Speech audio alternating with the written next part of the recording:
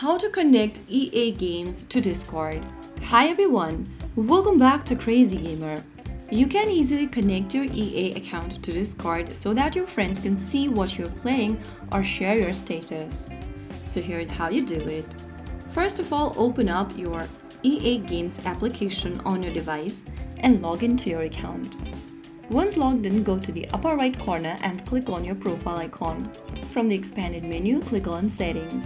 Inside the settings, go to My Account tab and scroll all the way down. You'll see Connected Accounts tab, where you need to click Connect right next to Discord. Now, click on Send Code to receive a verification code sent to your linked email, and once you receive the code via email, enter the 6-digit code in the text box.